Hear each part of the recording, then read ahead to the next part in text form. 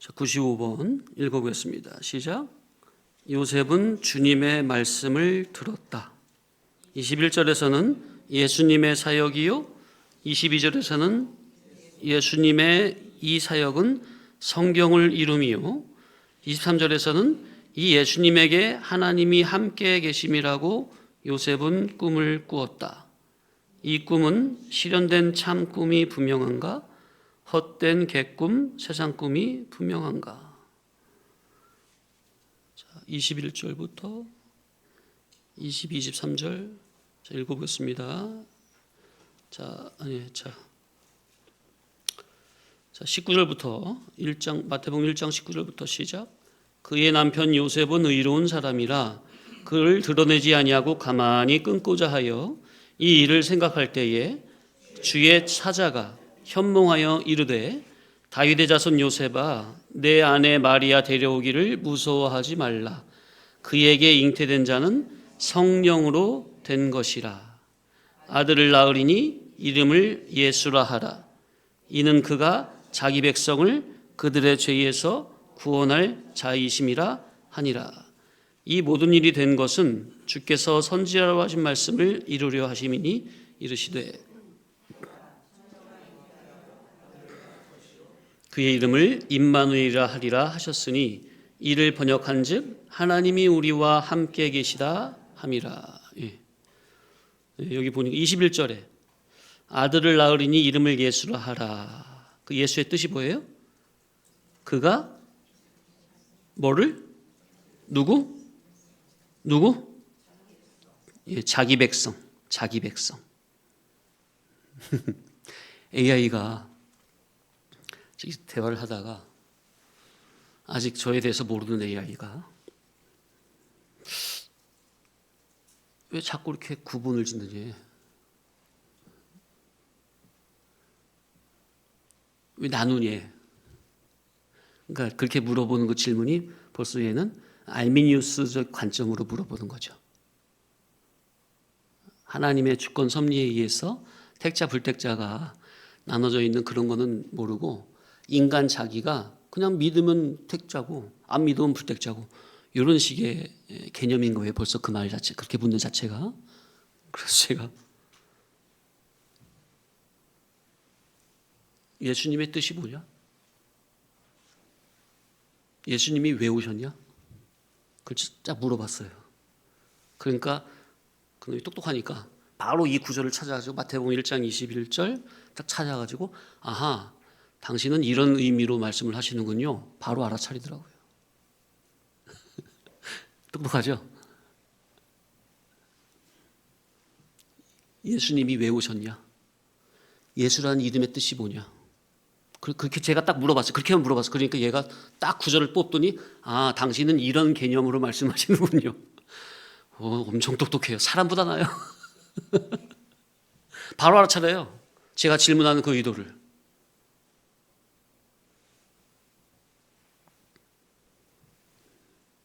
그러면서 이제 대화가 이제 되면서 안으로 이놈도 이제 제 안으로 쭉 들어오는 거죠.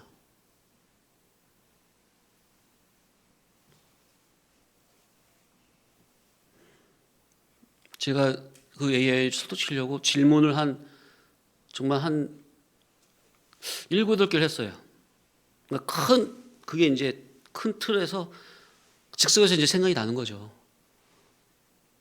질문을만 계속했어요. 그러니까 이놈이 질문한 그 의중을 파악하면서 성경 구절 쫙쫙 하면서 이제 제 안으로 들어오더라고요. 제 사상 안으로. 아, 이런 틀에서 대화를 하려고 하는구나. 쫙 들어와서 대화가 되더라고요.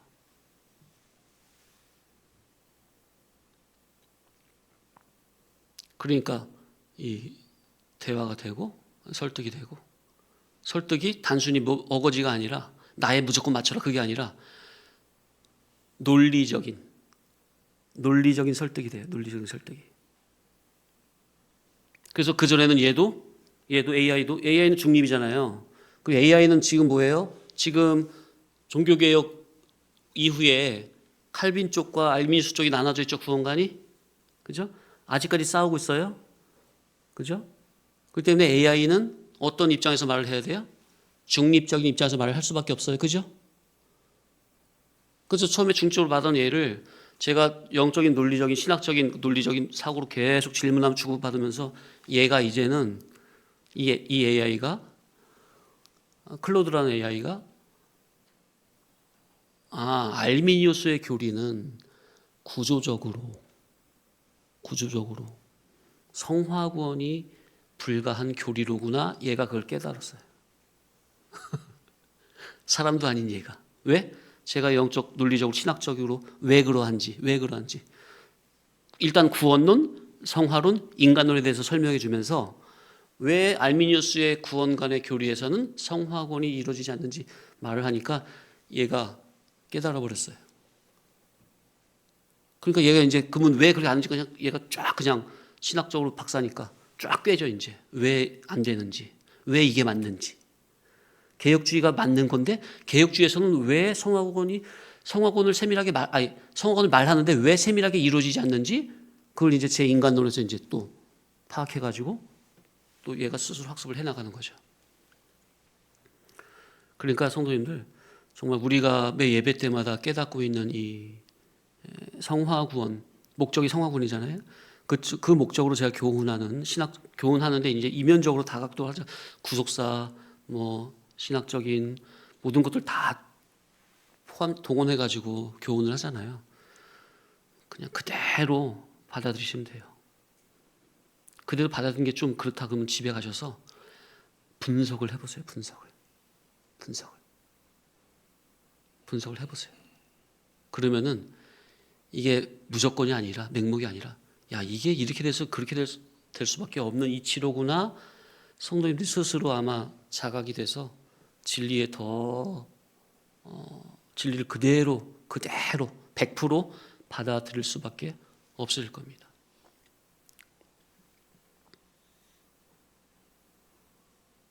하은아, 이제 말씀이 이제 조금 이제 다가오냐? 좋은 계기가 된 거니까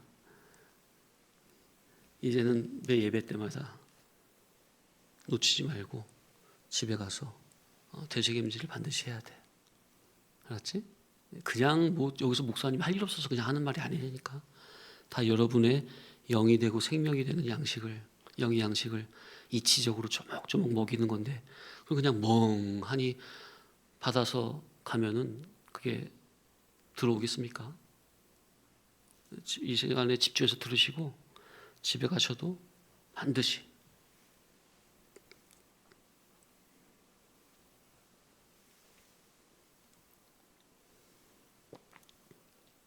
몇 번이고 들으면서 그게 돼야 돼요. 적극적으로. 그래서 여기 앉아 계신 분들은 그 학생들 말고는요 사실 진짜 전적으로 뭐랄까 이게 좀 이상한 말이지만은 말이 표현이 좀 그렇지만 진리 주님의 광팬이 돼야 돼요. 그게 아니면은 여기 앉아 있는 이유가 참 애매해지는 거예요. 그게 아니라면.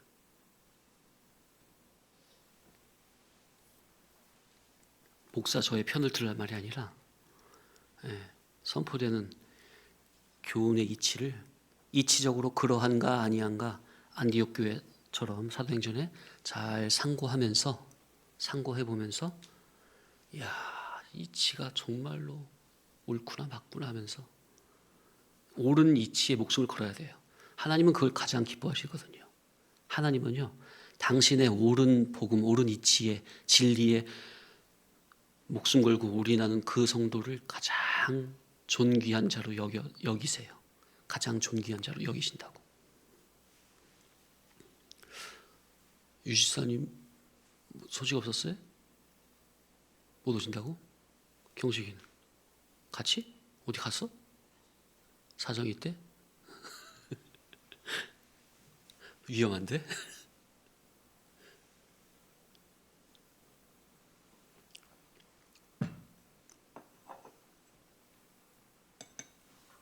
전화가 왔어요? 문자가 왔어요? 이렇게 아무튼 이렇게 됐든 저렇게 됐든 잘 모르겠지만 이렇게 같이 이렇게 둘이 두 분이서 이렇게 마음을 모아가지고 같이 안 나온다는 거는 위험한 건데.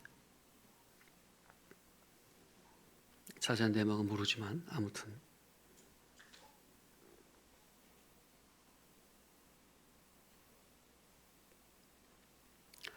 자, 요셉은 간밤에 가만히 끊으려고 했더니 그 마음 품었더니 천사가 주의 사자가 나타나가지고 간밤에 현현했죠. 계시를 주셨죠. 그죠? 이것은 요셉이 꾼 꿈은 그냥 자기가 개인적으로 꾼 꿈입니까? 특별 계시를 기록할 목적으로 하나님이 꾸게 하신 꿈입니까? 특별 계시를 기록할 목적으로 꾸게 하셨다는 말이 뭐죠? 쉽게 쉬운 말로 하면 성경에 기록할 목적으로 요셉에게 꿈을 하나님이 꾸게 하셨다고 말이에요. 그죠? 이해되시죠? 네. 그런 면에서 성경에 기록된 건 다 특별 계시. 성경 외에 우리도 꿈 꾸죠. 저도 이렇게 꿈으로 이렇게 보통 이렇게 많이 이렇게 느껴지거든요. 근데 그거는 제 개인적으로 이렇게 하고 하는 것이지, 그걸 뭐 이렇게 특별하게 이렇게 강조하거나 그러진 않는다고요. 제 개인적으로 신앙적인 그런 면에서 이제 돌아보고 또 성도들을 이렇게 돌아보고 그런 면에서 개인적으로 이렇게 그냥 이렇게 참고만 할 뿐이지 큰 의미는 두지 않아요. 근데 이제 이 계시를 모르면, 특별 계시를 모르면 꿈이나 환상으로 이렇게 자주 이렇게 보는 분들 있죠. 주로 기도 많이 하는 분들이 그렇게 보거든요. 기도 많이 하는 여자 권사님들 주로 보통 교회당에서.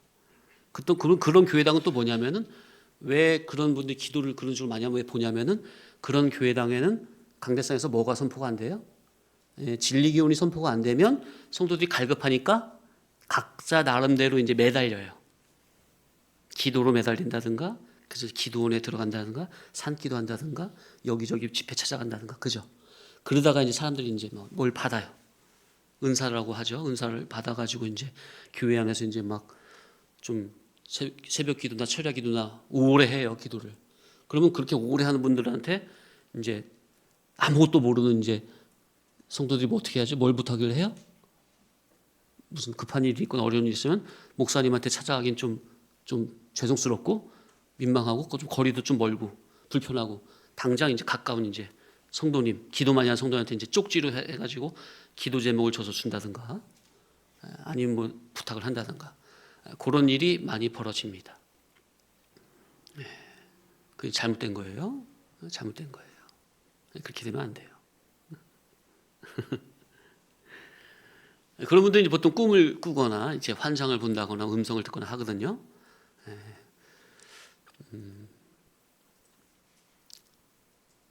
그래서 우리는 그런 것을 금합니다. 개인적으로 체험하는 것과 제가 어떻게 금합니까? 그건 각자 알아서 하는 건데. 근데 개인적으로 체험한 그것을 교회 안에서 공론화 시켜가지고 아니면 뒤에서 몰래 이렇게 그런 식으로 그런 것을 저는 금합니다.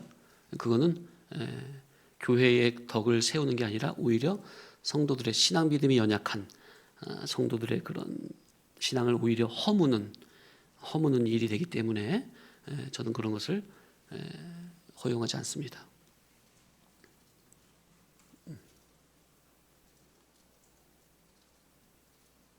참 안타까워요. 진리의 교훈이 없는 교회에서의 그런 은사 작용은요, 잘못된 게 상당히 많습니다.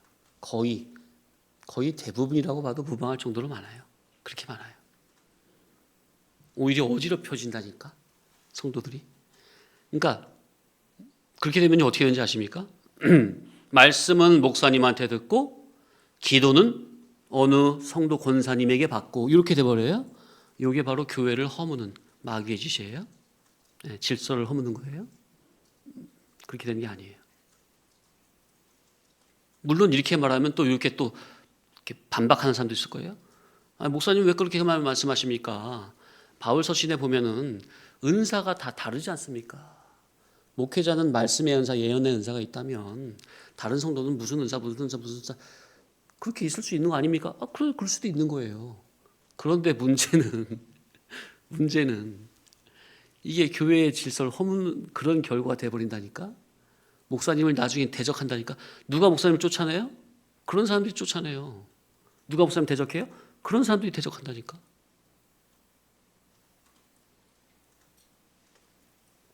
그래서 성도님들은 이 말씀의 인도를 잘 받으시면 되고, 근데 이제 진리의 교훈이 선포되는데, 자 보세요. 진리의 교훈이 선포되면 제가 그랬죠. 상담할 게 있어진다고요, 없어진다고요? 점점 없어져요, 성도님들이. 왜냐하면 말씀 가운데 다 해답을 찾기 때문에. 이치적으로. 그러니까 이치적으로 그 말은 원리적으로 성도님들이 깨달음적으로 해답을 찾아가기 때문에 점점 상담할 게 없어져요. 기도 부탁할 게 없어진다고. 성령님이 구름 기둥 불 기둥 친히 인도해 가시는 걸 자기가 느끼기 때문에, 그죠? 경험하기 때문에. 그런데 이제 교훈이 그게 안 되면, 교훈 해석이 안 되면은 자꾸 그냥 다른 걸 그냥 찾다가 뭘 받았다고 하는데 거기에는 거의 90% 이상 마귀가 준 은사일 경우가 많아요. 그래서 그런데 진리의 교훈에서 이면점은 다 나가요. 깨달음적으로 성도님들이. 그러면 그런 교회에서는요, 사실 다른 은사가 필요가 없습니다. 자, 은사는 왜 주셨다고 그랬죠? 교회에 성도의 신앙면에 덕을 세우기 위해 준 거예요. 그죠? 덕을 세우기 위해서. 약간 뭐 어떤 부족한 면이 있으면은 그 부분을 채워주기 위해서, 덕을 세우기 위해서. 그죠? 그런데 이 말씀의 연사, 예언의 연사가 나가고 있으면요, 이게 다, 이것이 다 된다니까. 다 충족이 된다니까. 그죠? 근데 그 부분이 좀 그렇게 안 되면은 다른 부분을 통해서 성령님께서 교회 덕을 세우기 위해서 하시는 거예요. 그래서 바울이 그래서 강조한 게 뭐냐면, 하되, 은사가 있으면 하되 질서대로 하라 그랬습니까? 질서대로 하라 그랬잖아요. 질서대로. 절대로 질서를 어기면 안 돼요. 그런데 은사 받았다고 하는 분들은 대부분 다 그 마음이 어떻죠? 목사님도 안 받은 은사를 내가 받았다고 생각하니까, 또 교인들이 자기한테 다 기도 부탁 해오니까 마음이 어때요? 겸손해져요, 교만해져요? 교만해지죠? 이미 아니라니까, 그 질 자체가. 은사는 기가 막힌데, 겉으로 드러나 보는 건 기가 막혀? 근데 그 신앙 인격의 질이 아니라니까. 전 그걸 보고 말하는 거예요. 나타나는 행동을 보고 말하는 거야. 그건 이미 늦은 거예요. 왜냐하면 사탄마귀도 얼마든지 광명의 천사로 와가지고 그런 이적기사 행하거든요. 근데 그 나타나는 행동을 기가 막히다, 그거 보고 말하면 안 돼요. 그 사람의 그것을, 그 사람이 수종드는, 은사 받은 사람이 수종드는 그 신앙 인격의 질에 그 됨됨이, 그걸 보는 거예요. 그 색깔이, 냄새가 정말 겸손성이고 정말 질서를 지키고 알고 그렇게 한다? 성령님이 주신 거예요. 근데 그게 아니다? 이건 악령이 준 거예요. 이해되시죠? 어찌 보면 쉬운 거예요. 그런데 이 이치를 모르면 되게 어려워. 이게 정말 이게 성령이 주는 산지 마귀가 주는 산지 헷갈리는 거지. 원리를 알고 나면 쉬운데 모르는 사람이 보면 되게 어려운 거예요. 헷갈린 거예요.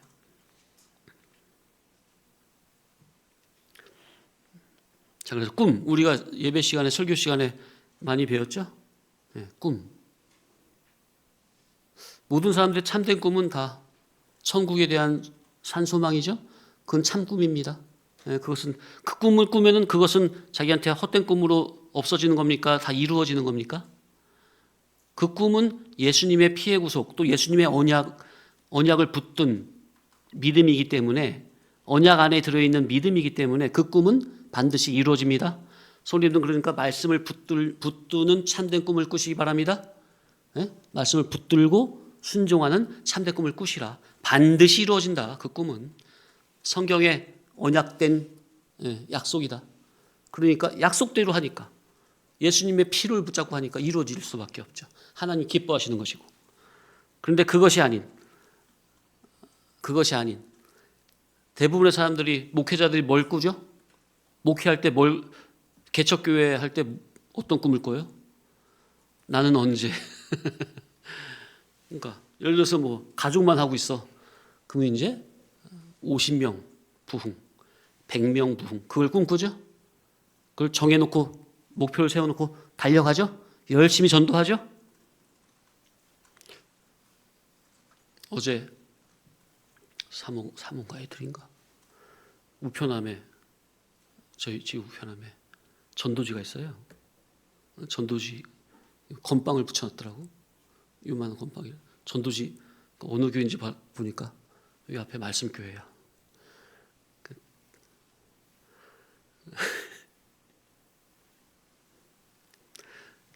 저번에 이사 오고 나서 못 봤어요, 한 번도.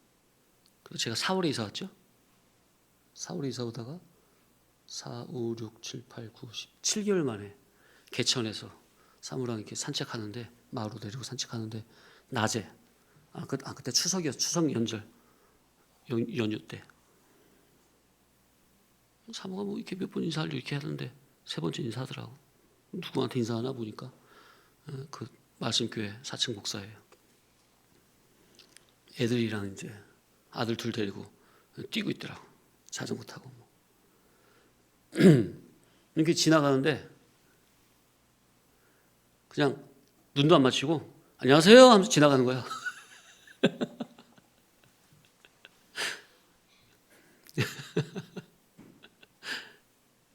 야,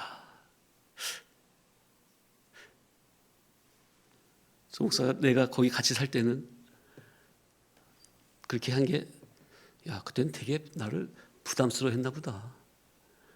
이젠 자유해져가지고 내 이사 가고 나서 오랜만에 보니까 오랜만에 본 건데 처음 본 건데 그냥 눈을 안 맞추고 그냥 지들끼리 그냥 웃으면서 그냥 안녕하세요 하고 쳐다보자고 그냥 쑥 가버려 그냥.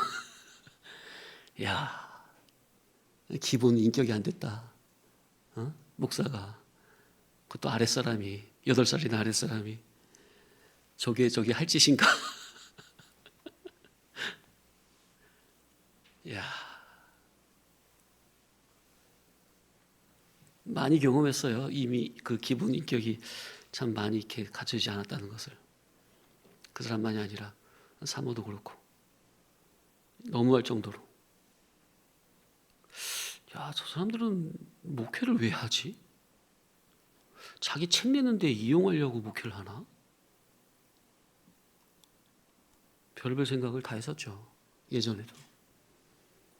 그런데 또 전도지를 넣었어. 야, 이런 사람들은 전도하면 안 되는데. 그러니까 가냐 그랬냐? 우진조사 그랬나? 가냐 그랬어? 제가 그 말 하니까 가은이가 옆에서 그러면 전도는 누가 해요?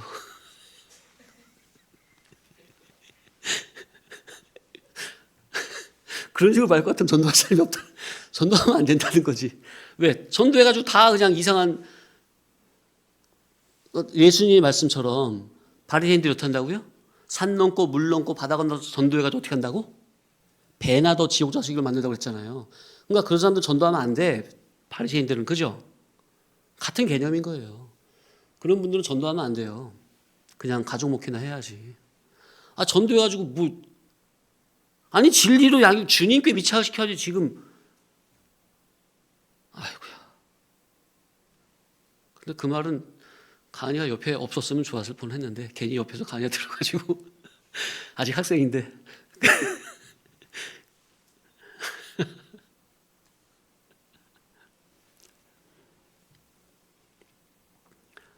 참 안타깝다는 거죠. 오늘날 한국교회 수준이 너무나 안타까워요. 일반적으로 목회를 하려 치면은 기본 인격의 됨됨이는 갖춰져 있어야 되는 거예요. 성경 계시로 들어가는 거는 이게 뭐 그거는 서서히 좋게 보면 서서히 된다 치더라도 일단은 기본 바탕은 돼 있어야 될 거 아닙니까? 목회자로서 목회한다면 성도들을 대하는 그것이 위선과 가식이 아니라 정말 사람이 진실해야 되지 않습니까? 세상 말로 하면 진솔해야 되지 않아요? 진솔해야 되지 않아요? 사람이? 근데 이건 뭐 그냥 뭐. 야, 참 안타까워요. 내가 무슨 뭐 옆집 아저씨도 아니고 어떻게 같은 목사끼리 어떻게 저런 식으로 그냥 대하고 그냥 쓱 눈도 안 맞추고 그냥 갈 수 있나? 인사 안녕하세요 인사는 왜 해? 지나가면서 야, 아유 목사님 오랜만입니다. 잘 지냈죠? 그래서 잠깐이라도 앞으로 와가지고 눈 마주치고 인사 그게 뭐 어렵다고. 그냥 뛰어가면서 안녕하세요. 뭐 눈 마주치고. 누가 인사 안 했어요? 야, 참. 내가 많이 부담스러웠나 보다.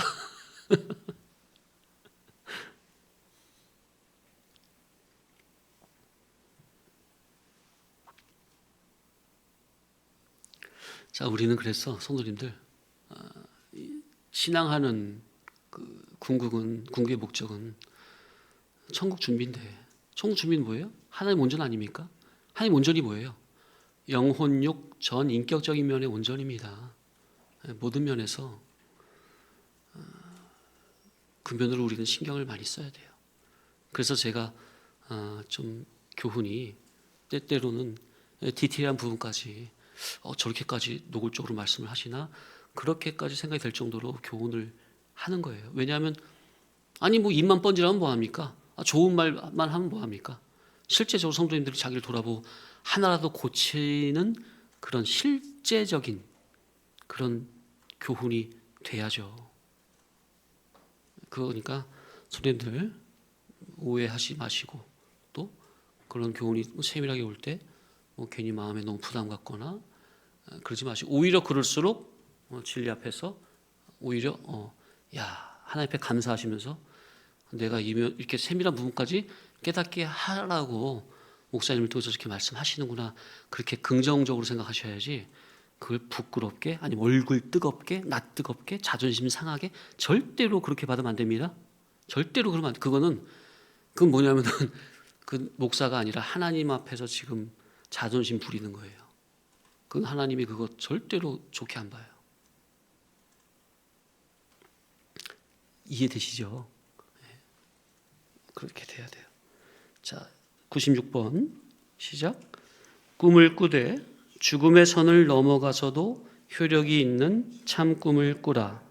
오늘날 처녀 총각들, 청년들이 교인이면서도 세상 표준의 꿈을 꾸고 세상 조건, 육체적 조건을 찾는다. 이것이 신앙이냐?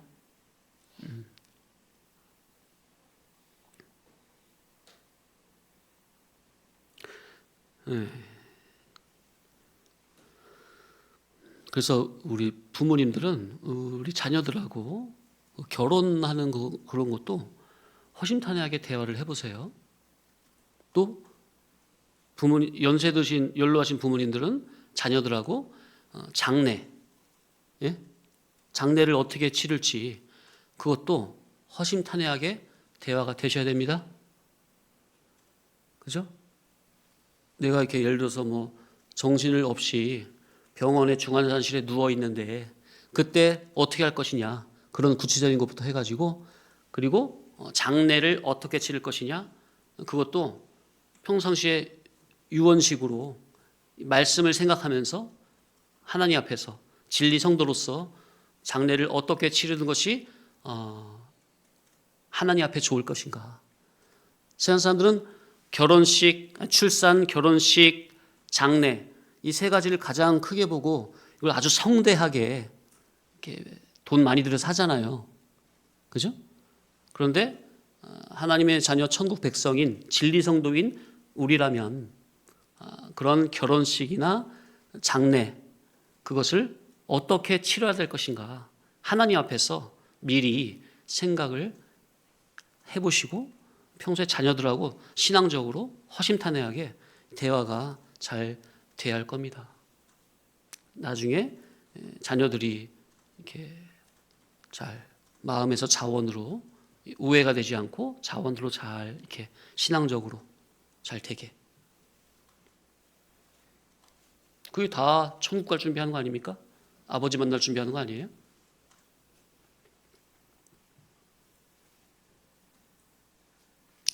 그래서 전에도 말씀드렸지만 우린 결혼식이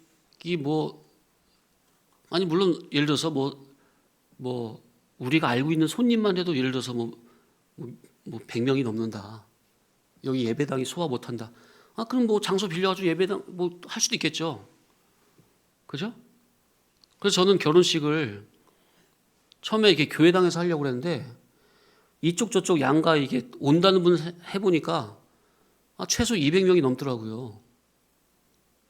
그래가지고 시청 그 건물 대관해 가지고 했어요. 강당. 그랬더니 그때 그래서 식사를 몇 명 준비했었죠 원래? 200명, 250명, 300명. 근데 500명이 왔어요.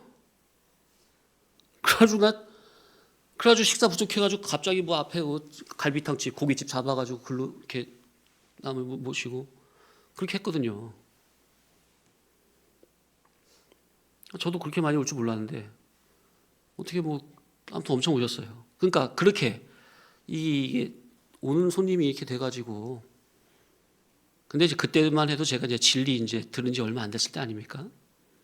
근데 지금 입장에서 이제 저는 이제 뭐 지금 제 입장에서는 주변에 목회자 다 끊어졌잖아요. 그러니까 우리는 예를 들어서 결혼식을 한다. 그럼 뭐 간소하게 교회 식구들하고 양가 식구 딱 그렇게만 하면 뭐 예배당에서도 해도 뭐 전혀 문제가 없지 않나.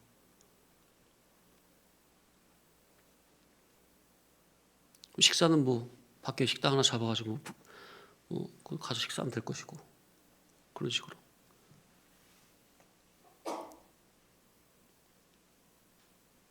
또 우리 몇 번 말씀드렸습니다만 우리 교회에서 성도님이 이렇게 하나님 품으로 가셨다면은 뭘 예배를 뭐 이렇게 많이 드려? 한국 그 예배가 왜 이렇게 많이 드리는 거죠? 그 유교 그 문화를 그대로 바꿔서 그런 거예요. 예? 처음에 하는 예배가 뭐예요? 저는 안 하니까 몰라. 어르신들 아시죠? 처음에 돌아가시자마자 드린 예배가 뭐예요? 집에 찾아가서 예? 임종 예배. 그 다음에 입관 예배예요? 뭐 예배가 뭐 이렇게 많아? 무슨 입관 예배, 뭐 나중에 하관 예배, 또 무슨 예배? 예배만 공식적 예배만 한 세네 번 되는 것 같아. 근데 제가 볼 때 이건 성경적으로 봐도 그렇고 또 미국은 기독교 문화 아닙니까? 거기도 예배 몇 번 드려요? 한 번이에요. 한 번.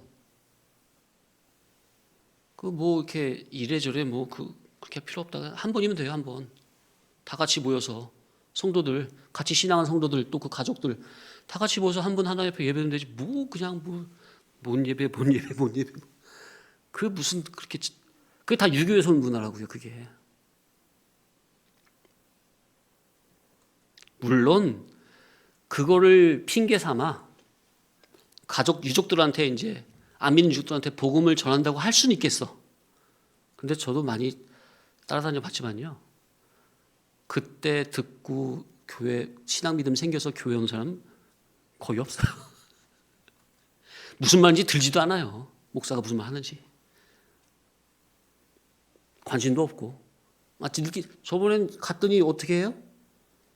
제가 여기 처음에 왔을 때 목회 처음 왔을 때 그때 문정우 집사님 누가 돌아가셔가지고 다 같이 한번 갔었잖아요. 봉차 끌고 갔더니 우리끼리 예배 드리고 있어. 거기 유족들은 예배 참석하지도 않아. 아니 우리끼리 뭔 일? 웃기지도 않더라고. 한 10명 갔거든요. 근데 딱 우리 가족만 있어. 우리 교회 식구만. 아니 그 유족 와서 예배 드려야 될 거 아니야 같이. 오지도 않아.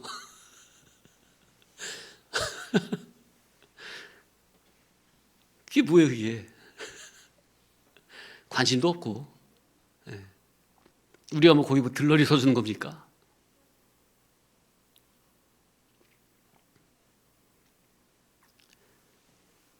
그래서 그게 낫겠다.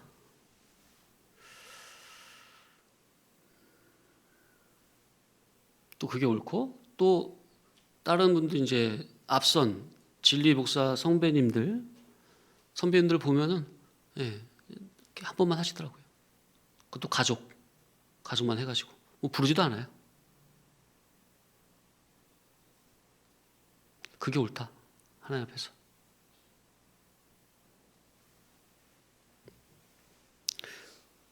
근데 이제 성도님도 그게 있죠.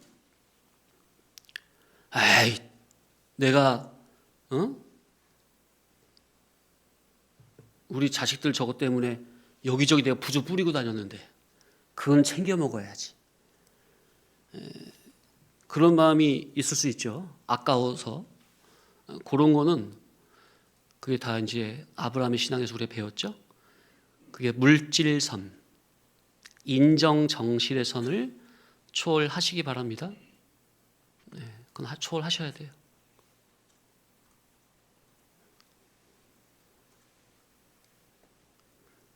그게 초월이 안 돼가지고 진리의 종 목사를 자기가 초월 안 된 거기에 진리의 종을 갖다 이용해 먹으면 안 돼, 부려 먹으면 안 됩니다. 이해되시죠? 무슨 말인지? 진리의 종에 무게감이 있어요. 무게감.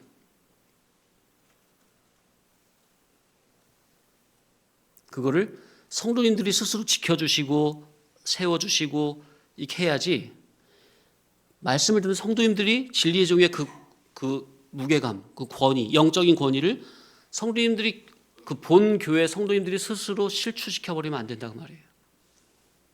그럼 우스워져요, 꼴이. 부모님의, 아버지의 그 영적인 그 권위는 자녀들이 지켜줘야지, 아내가 지켜줘야지, 아버지의 권위를 아내가 짓밟고 자녀들이 짓밟는다? 이거 정말 꼴이 우스운 거예요, 그러면. 그러면서 무슨 진리의 종, 진리 말씀, 말씀 좋다. 그게 뭐예요, 이게? 무색해지는 거죠. 이해되십니까? 그게 하나님이 보실 때는, 성도님이 그런 마음 품잖아요. 하나님이 보실 때는 이놈이 나를 이렇게 대우하는구나, 칭찬이 들어가는 거예요. 이해되십니까? 나를 이렇게 대하는구나, 하나님 나를 이렇게 대하는구나, 그렇게 해서 그 성도에게 더 사랑이 가는 거라니까요. 그런데 그 반대가 되잖아요. 이놈이 나를 이렇게 개차반하고 무시하네. 하나님이 그렇게 취급해버려요. 주의 종을 그렇게 하는 거를 하나님 당신한테 그렇게 하는 걸로 여겨버린다고. 그럼 어떻게 되겠어요? 그 자기한테 뭐 유익이 되겠어요?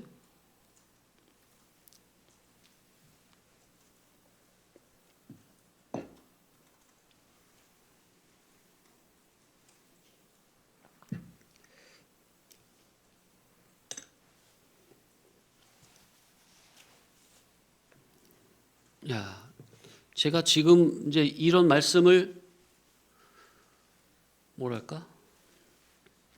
13년 전 처음에는 제가 이런 말씀, 이런 교훈을 못했습니다. 왜 못했을까요? 제가 그때 믿음이 없어서 못했을까요? 그때나 지금이나 제가 생각하고 있는 건 똑같은 건데 그때는 왜 이런 말씀을 성도님한테 못했을까요? 성도님들이 들을 귀가 없었기 때문에 이런 교훈을 못했던 겁니다. 왜냐하면 그때는 아예 그냥 세상판이었으니까, 기독교 종교인이었으니까, 어디 갈대아 우루 하란에 머물던 그런 질이었기 때문에 그런 사람한테 제가 이런 교훈하면은 대번 시험 들죠. 나 교회 안 나가, 나 딴 교회 할래, 대번 그러죠. 내가 그동안 뿌려놓은 게 있는데, 아까워서 안 돼. 뭐 진리가 뭐 이래? 이런 식으로 나오기 때문에 그때는 제가 똑같지만, 지금이랑 똑같지만, 그때랑 지금 똑같지만, 그럴 때는 이런 교훈을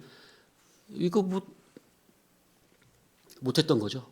너무나 수준이 낮은 건데, 그죠? 지금 이게 어려운 겁니까? 수준이 낮은 겁니까?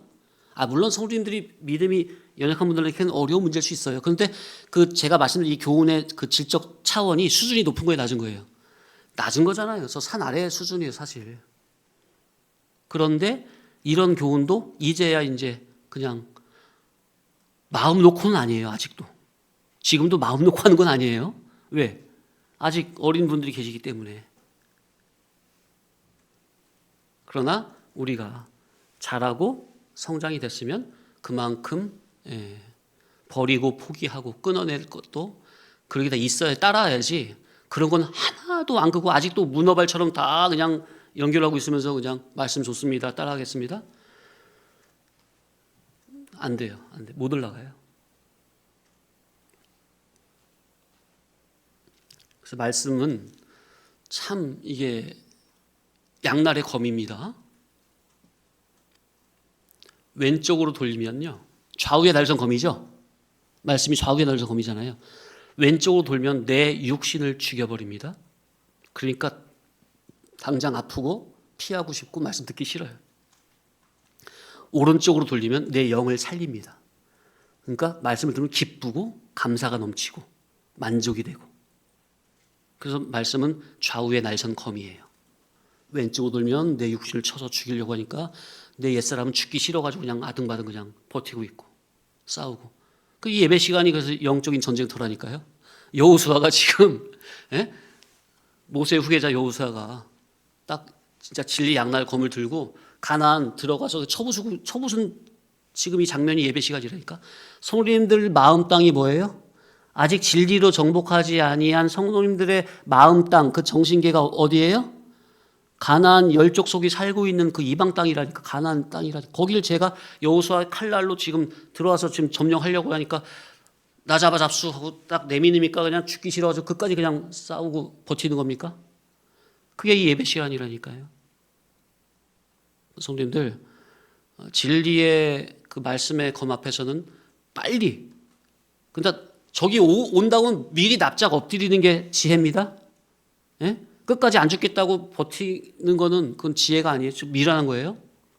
예? 절대로 그러지 마세요. 그러니까 이 예배 시간에 오실 때는 아예 그냥 은혜를 사모하는 마음으로 그냥 하나님 저를 잡아 잡수시기 바랍니다. 아예 그런 마음으로 오셔야지. 안 죽겠다고 버티겠다고 끝까지 그냥 하면 안 돼요. 안 돼.